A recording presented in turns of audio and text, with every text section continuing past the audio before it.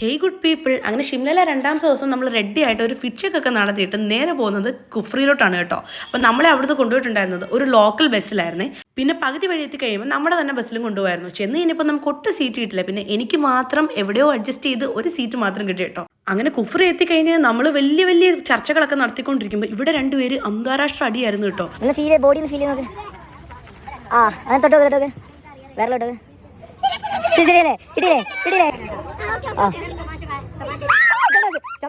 ആദ്യമായിട്ട് static energy experience ചെയ്തതിൻ്റെ ആ ഒരു ഫീൽ എൻ്റെ അമ്മ ഒന്നും പറയാനില്ല കേട്ടോ. പിന്നെ അവിടെ നിന്ന് നമ്മളിതെല്ലാം കഴിഞ്ഞിട്ട് നേരെ പോയിട്ടുണ്ടായിരുന്നത് നമ്മുടെ കുഫ്രിയിലെ മെയിൻ പാർട്ടായ ഹോഴ്സ് റൈഡിങ്ങിന് വേണ്ടിയിട്ടാണ് കേട്ടോ. എനിക്ക് ശരിക്കും പറഞ്ഞാൽ അതിൻ്റെ പുറത്ത് കയറാൻ ഭയങ്കര പേടിയായിരുന്നു. ഞാൻ ഇപ്പോൾ അറ്റാക്ക് വരും എന്ന് പറഞ്ഞിട്ടാണ് അതിൻ്റെ മേളിൽ കയറിയിരിക്കുന്നത്. എനിക്ക് കയറണ്ടാന്ന് ഞാൻ കിടന്ന് കരഞ്ഞു പറഞ്ഞതാ.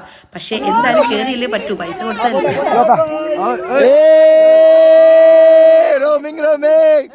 എനിക്ക് ഇത്രയൊക്കെ പേടിയുണ്ടായിട്ടും എന്നെ ശരിക്കും സപ്പോർട്ട് ചെയ്തതിനകത്ത് വിട്ടത് ഞങ്ങളുടെ ഫ്രണ്ട്സാണ് കേട്ടോ. പിന്നെ എൻ്റെ സാറും അവരെന്നെ ഭയങ്കരമായിട്ട് സപ്പോർട്ട് ചെയ്തു. അങ്ങനെ ഹോഴ്സ് റൈഡ് ചെയ്ത് നമ്മൾ വേറൊരു പ്ലേസിലെത്തും കേട്ടോ. അവിടുന്ന് പിന്നെയും നമ്മൾ ഇതുപോലെ ഒരു ട്രക്കിങ് പോലെ ഒരു വണ്ടിയിൽ കയറിയിട്ടാണ് പോകുന്നത്. അടിപൊളിയായിരുന്നു കേട്ടോ ഈ ഒരു എക്സ്പീരിയൻസ്. ഈ ഒരു പ്ലേസിൽ ഒത്തിരി അഡ്വഞ്ചർ സംഭവങ്ങളൊക്കെ ഉണ്ടായിരുന്നു കേട്ടോ. എനിക്ക് പേടിയായതുകൊണ്ട് ഞാൻ ആകെ ഈ സിപ്ലൈൻ മാത്രമേ ചെയ്തുള്ളൂ. ബാക്കി എല്ലാവരും കുറേ കാര്യങ്ങളൊക്കെ ചെയ്യുന്നുണ്ടായിരുന്നു കേട്ടോ.